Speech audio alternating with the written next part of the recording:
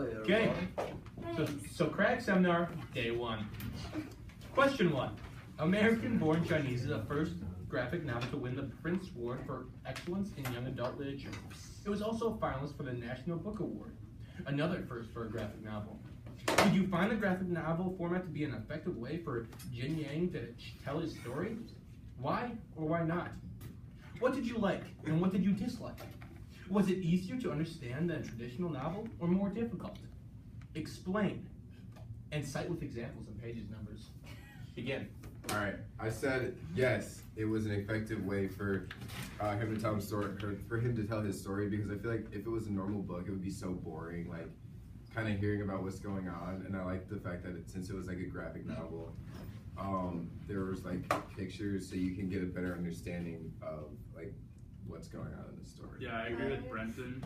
Like on page 212 to 224, when the Monkey King revealed himself as President Chin Ki, like I would not have been able to follow that if it was just a regular novel and not a graphic novel. The pictures helped so much to understand what was going on. I also thought it was a good way to write it. I thought when the Monkey King was like learning all the disciplines of Kung Fu, it was really helpful. So like for example on page 58 in panels 1 and 2, it shows the Monkey King like changing from his original size to bigger. That's in panel 1, and then panel 2, it shows him going back. And I thought that if it were just like written out for us, I wouldn't have understood it. And I thought the pictures did a good job showing. I agree. I also agree that this is a good way. It was important to be a graphic novel because it was easier to like see all the stereotypes. For example, on page 48, when Chin Ki comes to America, like all the Chinese takeout boxes as his luggage, like I feel like, I don't know, I just feel it was easier to understand all the stereotypes with pictures. I feel that that really it was much easier with the graphics, because like with a regular novel you leave space for like imagination and what you picture it to be, and this graphic novel is really just it's what the author wants you to believe in. It's easier for you to understand what he's trying to put out there and what examples he's trying to put out there and what the meaning is, because you see what his actual meaning was. Wow. I agree with Brenton and Mitch. Wow, I totally agree with that, man. Yeah, bring it over here. Okay. I think, like, I see that it was it made it a lot more like easier, or it was like really easy to understand. I mean, not so much at first, but like the graphic novel like makes it very clear when it's like connecting something. For example, like page 28 it has that transformer and there's the click clack sound, and then on page page 217 we see Wei Chen also has it.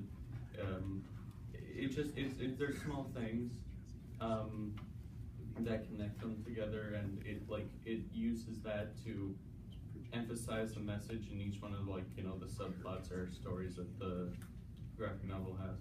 I agree with Brenton and Mitchell. I thought that it was a great way to show stereotypes. On page 30, panel 2, where the teacher just assumed that he was from China when he's actually from San Francisco. And on page 31, panels 1 through 3, when the guy asks if he still eats dogs, which was kind of rude, and it was kind of interesting to see his expression on how ignorant he was to his culture and how blind. I agree with what Brenton and Mitch said a long time ago. I feel like without those pictures and without the pictures and the panels, it would have been a lot harder for me to understand the novel. Like on page 194 and 195, when he turns, like when you realize that he's also Danny, I would not have been able to follow that. It would have made no sense to me whatsoever. Going off kind of what Elkar said, what I really liked was the humor in this book, and I thought it was funny at the perfect times. And a great example is like page 30, where the teacher says Jin Wang's name wrong, and it's funny at the perfect times, but it sounds like, obviously we know it's like racist and it's like stereotypical Asian, and I think that's just like, it makes you realize how childish it is and how like childish like the stereotypes of calling like this Asian kid like messing up his name to something that's stereotypical Asian. So I just think it's fun at the perfect times. Yeah, another thing is on page 114, it depicted like in the panel it was him eating cat, and you wouldn't have noticed it because it didn't say it in like the text. But oh, is it okay? Just kidding, it does say it. But like, based on the picture, it kind of makes it like look a little comical. That's like the dead cat's just like in like with his noodles. So I think it's cool how he used used a graphic novel to like kind of better animate the story, I guess. So, going off what you said, I kind of like that too. Like just the little details that you find in the book, like how, like pages 32 and 38, like you see Jin starts eating out with like the whole dumplings, and then he goes to eat the sandwiches. So it's something you wouldn't have really caught on to if you were reading, because like I skip over little details like that. But since it's a picture and it's right there, you can just like look at it and notice it right away. I agree with Liz. It's easier to like see kind of like more hidden things, and they can add in more things. In addition, I thought it was interesting that you could see, or we could like know what they were thinking and saying all at the same time. Like on page 103, Jin says, Wei Chen, are you in here? But then at the same time, he's thinking like all alone with Amelia because he was jealous. So at the same time, we get to see what he said, and then also what he was actually thinking. And then another example of this was on page 172 when Jin and Amelia went to the movie, and he continued his conversation, but like really inside his head, he was thinking like, what's that on her shoulder because of like the soap. Yeah, and one more example of where the pictures help is on page 48 when we see Chen Qi for the first time, and he walks into the house. In his luggage is the giant Chinese takeout boxes.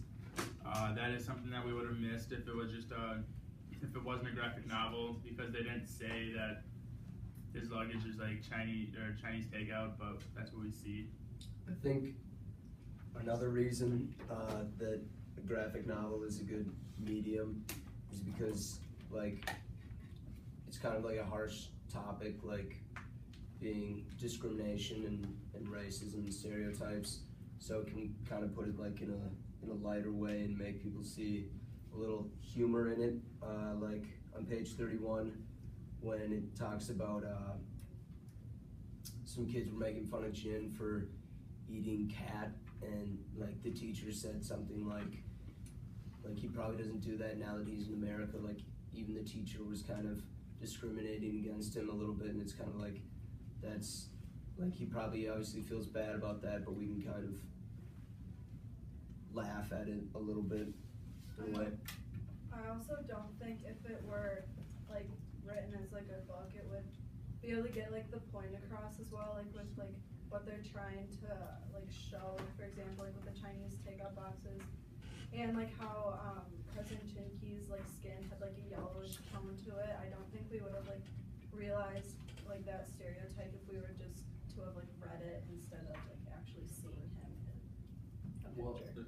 I feel like the author kind of like used the discrimination. Like I don't think he was trying to meant it to be like all humorous. Like he was trying to like he thought all of it was funny and stuff. He was trying to like show kind of like what people go through in like everyday life, and like how discrimination is still in our world today. So.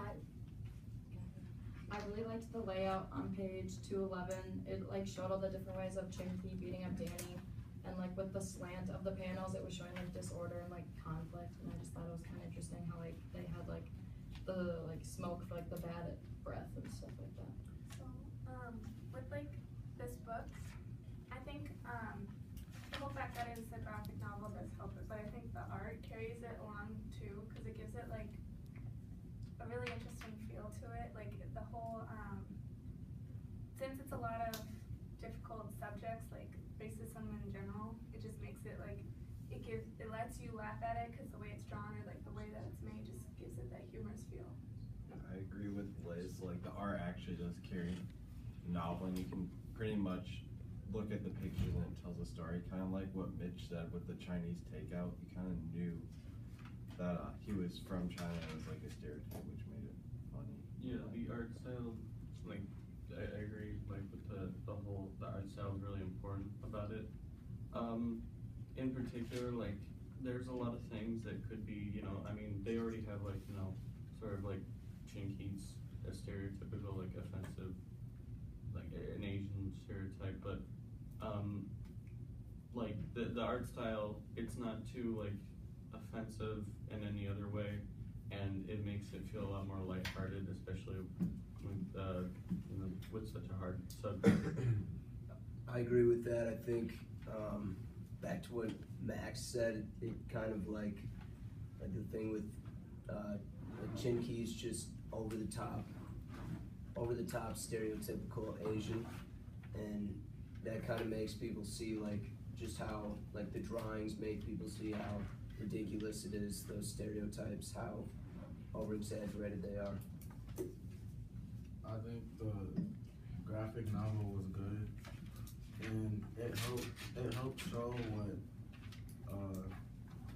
like racism looks like, because not everybody really is on the side of getting like racist jokes towards them, and then it just shows like how uncomfortable it is if you are on the side of getting racist jokes towards you. And then on page 20, I like the panels because it was just easy to follow, and it was with the Monkey King, and it had the Monkey King going home, and it started off with him like pulling up to the house and basically going in. It was just easy to follow. Oh, also just thinking of also one thing I forgot to mention really with the art style. One thing I sort of noticed is that unlike Chin-Kyu, whose like appearance is really drastic, a lot of the characters in the novel, other than like, you know, actually they really don't seem that much different in appearance. They all look considerably the same for the most part. There's not like any drastic differences, and I think it kind of helps emphasize the message, you know, that we're all, you know, still human and everything. It's, you know, not so drastic. The author might have made all the other people look super similar, so then like Chinky could stand out and look like more different. So maybe that was something that the author was trying to do.